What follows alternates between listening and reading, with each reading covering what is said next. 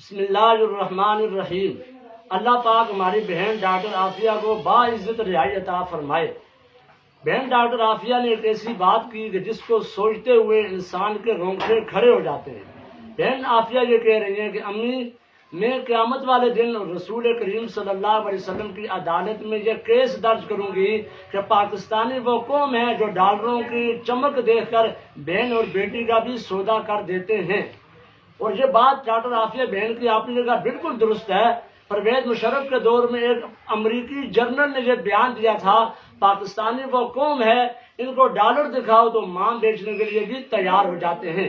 جو لوگ آج ڈاکٹر عافیہ کے لیے رو رہے ہیں، دل میں درد رکھتے ہیں اور عافیہ کی رہائی کے لیے اپنی وسعت کے مطابق کوشش کر رہے ہیں، وہ انشاءاللہ قیامت والے دن خدا کے دربار میں سرخرو ہوں گے۔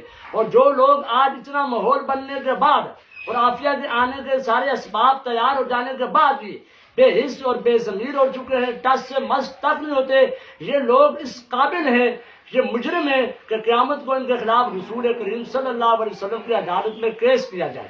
میں یہ سمجھتا ہوں کہ عافیہ کی رہائی میں سب سے بڑی رکاوٹ جو ہے نا وہ یہ برسر اقتدار جو لوگ ہیں یہ ہے۔ پرویز مشرف نے جب بیٹ ڈالا ڈاکٹر عافیہ کو تو اس کے بعد جب آصف زرداری برسر اقتدار آیا، 5 سال اتنے خاموشی کے ساتھ غفلت اور سستی کے ساتھ گزار کر چلا گیا، کبھی غلطی سے بھول کر بھی اس کی زبان پر بہن ڈاکٹر عافیہ کی بات نہیں آئی ہے۔ نواز شریف نے 2013 میں یہ کہا کہ میں وزیر اعظم بن گیا تو 100 دن کے اندر ڈاکٹر عافیہ کو لے آؤں گا، اس کی رہائی ہو جائے گی۔ بعد میں یوسف علی رضا گیلانی وہ ڈاکٹر عافیہ بہن کے گھر بھی گیا کراچی، لیکن اس کے باوجود یہ صرف دھوکے تھے، فراڈ تھے، سیاسی بیان تھے۔ 5 سال وزیر اعظم نواز شریف رہا، اس نے ڈاکٹر عافیہ کی بات کبھی بھی نہیں کی ہے۔ نواز شریف صاحب اگر آپ چاہتے تو ڈاکٹر عافیہ کو لا سکتے تھے۔ جب کارگل کا مسئلہ بنا تو اس مسئلے کو حل کرنے کے لیے آپ امریکہ پہنچ گئے تھے۔ کیا ڈاکٹر عافیہ کی رہائی کے لیے امریکہ جاتے ہوئے آپ کو موت آتی تھی؟ آپ کا حق بنتا تھا آپ ڈاکٹر عافیہ کو رہا کرواتے۔ اسی طرح آصف علی زرداری کا بیٹا وزیر خارجہ آج ہمارے ملک کا، اور بلاول بھٹو صاحب، مجھے سمجھ نہیں آ رہی کہ میں بلاول بھٹو کے لیے مذکر کے صیغے استعمال کروں یا مؤنث کے، کیونکہ وہ بین المذکر والمؤنث ایک مخلوق ہے۔ یہ بھی ہماری بدقسمتی ہے مسلمانوں کی، ہمارے اوپر کبھی عورتیں حکومت کرتی ہیں اور کبھی اس طرح کے خسرے برسر اقتدار آ جاتے ہیں۔ اللہ ان کے شر سے ہماری حفاظت فرمائے۔ آج بہن عافیہ کی رہائی کا اتنا ماحول بنا ہوا ہے، وزیر خارجہ کی ذمہ داری ہونے کے باوجود ابھی تک ایک بیان بھی اس نے ڈاکٹر عافیہ کے حق میں جاری نہیں کیا۔ اس کی زبان پر کوئی صدمہ اور دکھ کا جملہ بھی جاری نہیں ہوا۔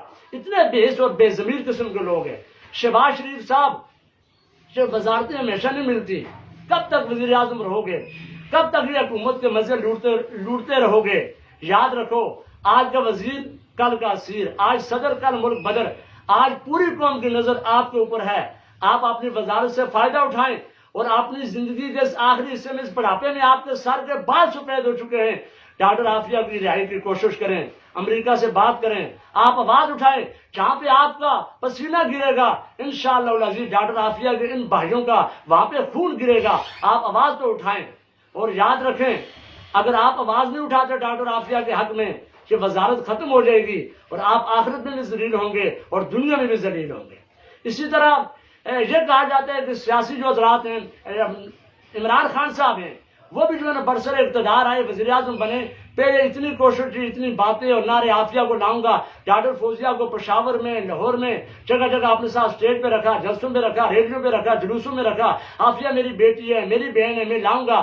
جب وزیر اعظم بن گئے، امریکہ میں سے سوال ہوا، ایک عورت نے سوال کیا کہ آپ نے عافیہ کی بات کی تھی، عمران خان کہتے ہیں اس بارے میں سوال نہ کرو۔ یہ حال ہے۔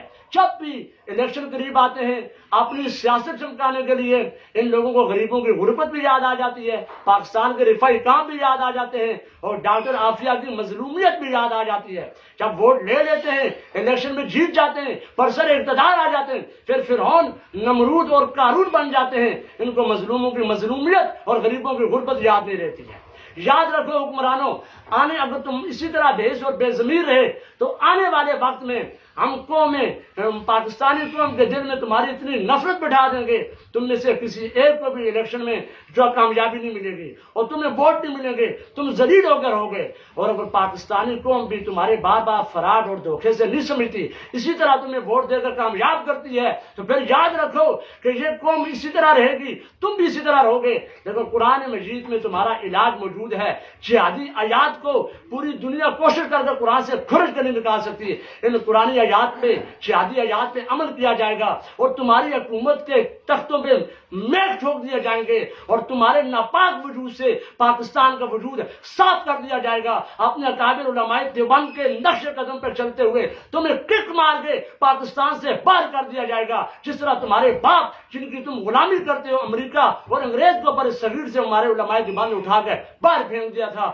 اللہ رب العزت عافیہ کے حوالے سے سب مسلمانوں کو غیرت اور حیا عطا فرمائے۔ اللہ